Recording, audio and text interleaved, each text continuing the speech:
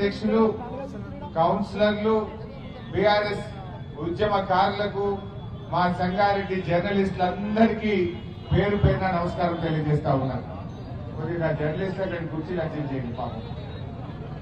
అయితే ఈరోజు కాంగ్రెస్ పార్టీ మోసపూరితపు వాగ్దానాలు చేసి అధికారంలోకి వచ్చి ఇవాళ కాంగ్రెస్ ప్రభుత్వం రైతుల గుండెల మీద దండింది. మొద్దు నిద్రపోతున్న ఈ మొండి ప్రభుత్వాన్ని కళ్ళు తెరవడానికే ఇవాళ రాష్ట్ర వ్యాప్తంగా రైతు దీక్షలు జరుగుతా ఉన్నాయి. రాష్ట్ర వ్యాప్తంగా లక్షల ఎకరాల్లో పంట ఎండిపోయినా ఈ ప్రభుత్వానికి కనీసం చీమ గుట్టినట్టు కూడా లేదు. 100 రోజుల కాంగ్రెస్ ప్రభుత్వంలో 200 మంది రైతులు ఇలా చనిపోయినటువంటి పరిస్థితి. ఈ ప్రభుత్వానికి కనీసం చనిపోయిన రైతులను పరామర్శించడానికి కూడా సమయం దొరుకుతలేదు. మానవత్వం కోల్పోయింది. రైతుల్లో ఆత్మస్థైర్యం నింపుతలేరు. ఎండిపోయిన పంట పొలాలను ముఖ్యమంత్రి గాని మంత్రులు గాని ఒక్కరు కూడా చూసి నా పాపాన పోలేదు. వడగళ్ల వాన వల్ల నష్టం జరిగితే రాష్ట్ర ప్రభుత్వం నుంచి ఒక్కరు కూడా పోయి చూసినటువంటి పరిస్థితి లేదు. అంటే ఇలా రాష్ట్రంలో కాంగ్రెస్ ప్రభుత్వం రైతు వ్యతిరేక ప్రభుత్వంగా తయారైంది. కేసీఆర్ గారు వ్యవసాయం దండగా అన్నటువంటి గత ప్రభుత్వ నినాదాన్ని, నానుడిని మార్చి వ్యవసాయాన్ని పండగగా మార్చి చూపించిండు కేసీఆర్. కానీ కాంగ్రెస్ వచ్చింది, మళ్లీ కరెంటు కోతలు మోపైనాయి, మోటార్లు కాలుతా ఉన్నాయి, పంటలు ఎండుతా ఉన్నాయి, రైతులకు నీళ్లు తక్కువైనాయి, నీళ్లు ఎక్కువైనటువంటి పరిస్థితి నేటి కాంగ్రెస్ ప్రభుత్వ హయాంలో కనబడతా ఉంది. ఇలా రైతన్నల్ని కాంగ్రెస్ పార్టీ నానా ఇబ్బందులు పెడతా ఉంది. కేసీఆర్ హయాంలో పుట్ల కొద్ది వడ్లు పండిస్తే కాంగ్రెస్ హయాంలో రైతులకు పుట్టెడు కష్టాలు మిగిలినటువంటి పరిస్థితి ఏర్పడ్డది. మేము ఒకటే కోరుతా ఉన్నాం, ఈ ప్రభుత్వం వెంటనే కళ్ళు తెరిచి రైతుల్ని కాపాడాలి. రాజకీయాలు పక్కన పెట్టండి. ఎలక్షన్లు వచ్చినాయి, కోడ్ వచ్చినాయని మీరు తప్పించుకోవాలని చూస్తే రైతులు మిమ్మల్ని క్షమించరు అని చెప్పి నేను హెచ్చరిస్తా ఉన్నా. పనికి మాలిన మాటలు బంద్ చేయండి, చిల్లర రాజకీయాలు మానండి, ఎండిన పంటలకు సహాయం చేయండి అని చెప్పి మేము ఈ ప్రభుత్వాన్ని డిమాండ్ చేస్తా ఉన్నాం. మీరు ఎంతసేపు కేసీఆర్ ను తిట్టడం ద్వారానో, బీఆర్ఎస్ పార్టీ మీద బూద జల్లడం ద్వారానో ఈ రాష్ట్ర ప్రజల దృష్టి మరలుస్తామంటే అది అయ్యే పని కాదు. మేము ఒకటే అడుగుతున్నాం, మమ్మల్ని ఎందుకన్నా తిట్టండి, ఓకే, కానీ రైతుల్ని కాపాడండి, రైతుల దుఃఖాన్ని తీర్చండి, రైతుల్లో ఆత్మస్థైర్యాన్ని నింపండి, రైతులకు ఇచ్చిన మాట నిలబెట్టుకోండి. అరే మీరు ఒక్కటన్నా చేసిండ్రా?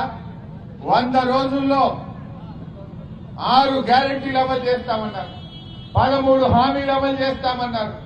రైతులకు ఇచ్చిన ఒక్క మాట కూడా కాంగ్రెస్ పార్టీ నిలబెట్టలేదు. డిసెంబర్ 9వ తారీఖు నాడు 2 లక్షల రుణమాఫీ చేస్తామని చెప్పి 4 నెలలైనా ఇవాళ రైతులకు రుణమాఫీ జరగలేదు. బ్యాంకులో వచ్చి ఊర్ల మీద పడుతున్నారు, లీగల్ నోటీసులు ఇస్తున్నారు. బ్యాంక్ అధికారులు ఇవాళ రైతులని నానా ఇబ్బందులు పెడతా ఉంటే ఈ ప్రభుత్వం పట్టించుకున్న పాపాన పోలేదు. రుణమాఫీ ఎగబెట్టిండ్రు, వడ్లకు మక్కలకు 500 బోనస్ అని మోసం చేసిండ్రు, రైతు బంధు 15,000 ఇస్తామని దగా చేసిండ్రు, కౌలు రైతులకు 15,000 ఇస్తామని మాట తప్పిండ్రు, వ్యవసాయ కూలీలకు 12,000 ఇస్తామని మోసం చేసింది ఇవాళ కాంగ్రెస్ పార్టీ. అంటే 100 రోజుల్లో మీరిచ్చిన ఏ ఒక్క హామీ కూడా అమలు చేయకుండా రైతులను నట్టేట ముంచింది ఇవాళ ఈ కాంగ్రెస్ పార్టీ. బాధ కలిగే అంశం ఏంటంటే కాంగ్రెస్ బీజేపీ రైతుల విషయంలో దొందే. బీజేపీ ఏమి చక్కగా చేసింది, ఢిల్లీలో నల్ల చట్టాలను రద్దు చేయాలని, దేశంలో కొత్తగా తెచ్చిన వ్యవసాయ చట్టాలు రైతులకు ఉరితాళ్లు బిగించినట్టయితుందని ధర్నాలు చేసిండ్రు రైతులు. ఢిల్లీ నడివీధుల్లో పోరాటం చేసి 700 మంది రైతులు ప్రాణాలు అర్పించారు. మరి అప్పుడు దిగొచ్చిన ప్రభుత్వం మేము రైతులకు మేలు చేస్తామని కమిషన్ ఏర్పాటు చేస్తామని, మద్దతు ధరకు చట్టబద్ధత కల్పిస్తామని మాట ఇచ్చిన బీజేపీ ఇవాళ మాట తప్పింది. ఏమైంది చట్టబద్ధత? స్వామినాథన్ కమిటీ రిపోర్ట్లు అమలు చేస్తామని చెప్పారు. మద్దతు ధరకు చట్టబద్ధత ఇస్తామని చెప్పిన బీజేపీ ఇవాళ మాట తప్పింది. ఈ రోజు కూడా బీజేపీ రైతులకు రుణమాఫీ చేసింది లేదు, రైతులకు వచ్చిన మేలు చేసింది లేదు. ఇవాళ మీరు కూడా రాష్ట్రంలో చూస్తున్నారు, కేసీఆర్ బయటకు వెళ్ళాక బీజేపీ కాళ్ళు తెచ్చింది. యాడున్నారా వీళ్ళంతా? కేసీఆర్ నల్గొండ పర్యటనకు బయలుదేరితే అప్పుడు బీజేపీలోకి యాడికి వచ్చింది రైతులు. అప్పుడు ఏం చేసింది? నిన్న దీక్షలు పట్టింది. మన దీక్షలు ఇవాళ ఉన్నాయని కేసీఆర్ బయలుదేరిందని మనకంటే ముందు ఒక రోజు నిన్న దీక్షలు పట్టింది. మరి ఇంకో ఏడవేంటి? మీరు కేంద్రంలో అధికారంలో ఉన్నారు కదా, మరి మీరు సాయం చేయండి. ఈ కరువు పర్యటనకు కేంద్ర బృందాలను పిలిపియండి. కేంద్ర ప్రభుత్వం నుంచి ఎండిపోయిన పంటలకు, వడగళ్ల వాన పడ్డ నష్టపోయిన పంటలకు కేంద్ర ప్రభుత్వం నుంచి సాయం చేయించండి. అంటే దొందే. ఇటు రాష్ట్ర ప్రభుత్వం మొద్దు నిద్రపోతున్నది, కేంద్ర ప్రభుత్వం కూడా రైతులకు మొండి చేయి చూపుతా ఉన్నది. బీజేపీలకు ఇంత కరువు వచ్చినా, పంటలు ఎండినా, రైతులు ఆత్మహత్య చేసుకున్నా బీజేపీలు కదలలే. కేసీఆర్ కాలు బయట పెట్టగానే, కేసీఆర్ ఉద్యమాలు ప్రారంభించగానే అప్పుడు ఈ రాష్ట్రంలో ఉన్న బీజేపీలు కళ్ళు తెరిచి నిన్న దీక్షలంట పట్టింది. దీక్షలు చేయాల్సింది బీజేపీలు ఇక్కడ కాదు, ఢిల్లీలో పోయి చేయండి. మీ కేంద్ర ప్రభుత్వానికి దరఖాస్తు పెట్టండి. రాష్ట్రంలో కరువు ఛాయలు వచ్చినాయి, లక్షలాది ఎకరాల్లో పంట ఎండుతా ఉన్నది. ఢిల్లీ నుంచి కేంద్ర బృందం వచ్చి ఈ రాష్ట్రంలోని రైతుల్ని ఆదుకోవాలని చెప్పి నేను ఇలా బీజేపీ నాయకుల్ని కోరుతా ఉన్నా. ఇదే బీజేపీ కేసీఆర్ హయాంలో బ్రహ్మాండంగా చెరువులు బాగా చేసి, ప్రాజెక్టులు కట్టి, రైతు బంధించి 3 కోట్ల మెట్రిక్ టన్నుల వడ్లు పండితే వడ్లు కొనమని చేతులెత్తింది బీజేపీ కాదా? రాష్ట్రంలో కేసీఆర్ ముఖ్యమంత్రి అయినాడు, 68 లక్షల మెట్రిక్ టన్నుల వడ్లు పండితే కేసీఆర్ దిగిపోయే నాటికి 3 కోట్ల మెట్రిక్ టన్నుల వడ్లు పండేటట్టు చేసిండు కేసీఆర్. ఇదే బీజేపీ అరే గింత పంట ఎట్లా పండిందా మీ దగ్గర? ఏమైనా మ్యాజిక్ చేసిండ్రా అంటూ మేము వడ్లు కొనమని చేతులెత్తిండు. ఆనాడు మనం ఢిల్లీలో పోయి ధర్నా చేసినాం.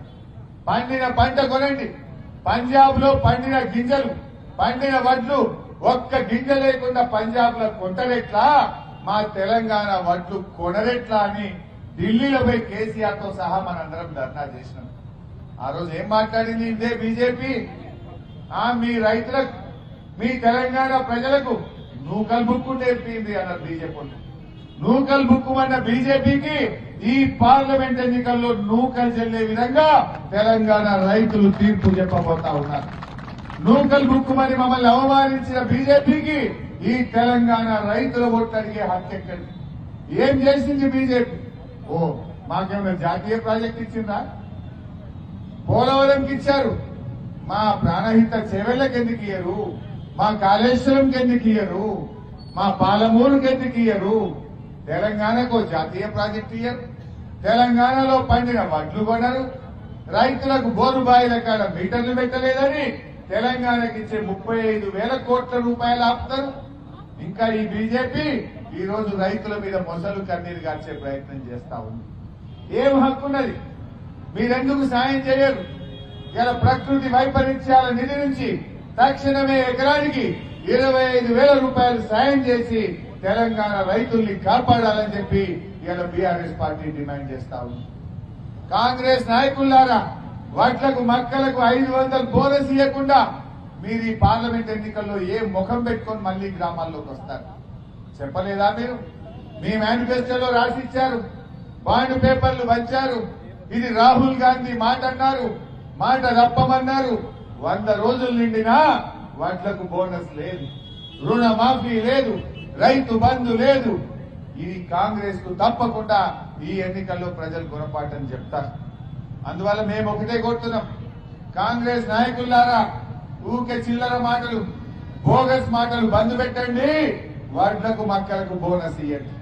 ప్రజలకు ఇచ్చిన మాట నిలబెట్టుకోండి. ఎందుకంటే ఇవాళ మీరే చెప్పిండ్రు, మీ పరిపాలనకు ఈ ఎన్నికలు రెఫరెండం అన్నారు. అంటే రైతులు ఎందుకు ఓటేయాలి మీ ప్రభుత్వానికి? నువ్వే చెప్తున్నావు 100 రోజుల నా పాలనకు రెఫరెండం అన్నావు. అంటే మా రైతులు నువ్వు 2 లక్షల రుణమాఫీ ఎగ్గొట్టినందుకు, నువ్వు ఇస్తానన్న 15,000 రైతు బంధు ఇయ్యనందుకు, నువ్వు ఇస్తానన్న మక్కలకు వడ్లకు 500 బోనస్ ఇయ్యనందుకు, వ్యవసాయ కూలీలకు 12,000 కొట్టినందుకు, కౌలు రైతులకు 15,000 కొట్టినందుకు, రైతులకు 24 గంటల కరెంట్ ఇస్తానని ఇయ్యనందుకు నీకు మా రైతులు ఓటేయాలా అని నేను అడుగుతా ఉన్నా. రేపేమంటావు? అన్ని ఎగ్గొట్టినా నాకే వేసిందన్న వాళ్ళు రేపు. అందుకే ఇవాళ తెలంగాణ రైతులు, విజ్ఞులైన మా రైతులు, మా ప్రజలు ఇవాళ అన్ని విషయాలు అర్థం చేసుకున్నారు. తప్పకుండా ఈ పార్లమెంట్ ఎన్నికల్లో మీకు చురుకు పెడతారు. మేము ఈ దీక్ష ద్వారా తెలంగాణ వ్యాప్తంగా మా బీఆర్ఎస్ కార్యకర్తలు, రైతులు ఇవాళ తెలంగాణ రైతాంగం పక్షాన ఈ మొద్దు నిద్రపోతున్న ఈ మొండి ప్రభుత్వం కళ్ళు తెరిపించడం కోసమే ఈ దీక్ష చేస్తా ఉన్నాం. ఇప్పటికైనా మేల్కొనండి, రాజకీయాలు పక్కన పెట్టండి, రైతుల్ని ఆదుకోవడానికి ముందుకు రావాలని చెప్పి మేము డిమాండ్ చేస్తా ఉన్నాం. అంటే కాంగ్రెస్ పార్టీ అధికారంలోకి వచ్చిన తర్వాత కళ్ళు నెత్తికెక్కినాయి. కోమటిరెడ్డి వెంకటరెడ్డి గారు రైతు బంధు పడలేదంటే ఎవల్రా అన్నది చెప్పుతో కొట్టాడు. అంటే నిన్ను గెలిపించి నీ ప్రభుత్వాన్ని కుర్చీలో కూర్చోబెడితే రైతు బంధు ఇవ్వలేదంటే చెప్పుతో కొట్టాటవా? నీతో చెప్పుతో కొట్టించుకోవడానికే నీ ఓట్లేసిందా మా రైతులు? ఇదేనా నీ సంస్కారం? ఇదేనా నీ పద్ధతి? రైతుల పట్ల, దేశానికి అన్నం పెట్టే రైతు పట్ల నువ్వు మాట్లాడే భాష ఇదేనా అని చెప్పి ఈరోజు మేము అడుగుతా ఉన్నాం. శ్రీరాముచ్చట కేసీఆర్ ఉండగా కరెంట్ వస్తుంది ఎట్లా? ఇలా రాదెట్లా? కేసీఆర్ ఉండగా కాలువలలో నీళ్లు వాడతాయట్లా?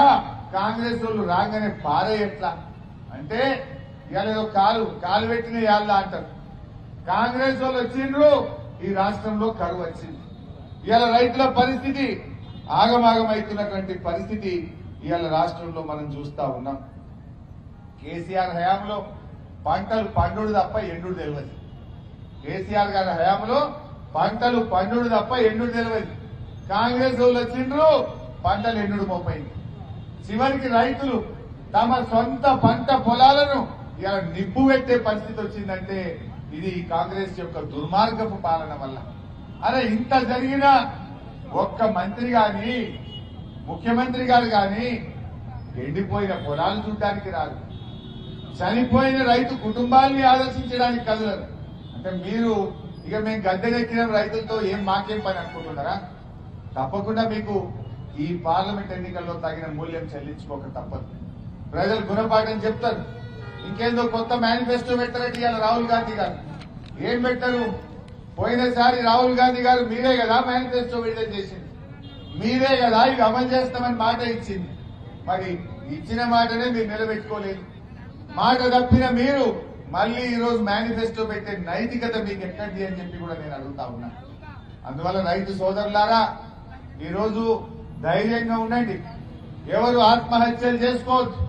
మీకోసం బీఆర్ఎస్ ప్రభుత్వ పార్టీ ఉన్నది, కేసీఆర్ గారు ఉన్నారు. మేము ఈ ప్రభుత్వం మెడలు వంచైనా సరే రైతులకు మేలు చేసేదాకా మా పోరాటం కొనసాగుతుంది, మా ఉద్యమాలు కొనసాగుతాయి. అందువల్ల రైతు సోదరులారా ధైర్యంగా ఉండండి.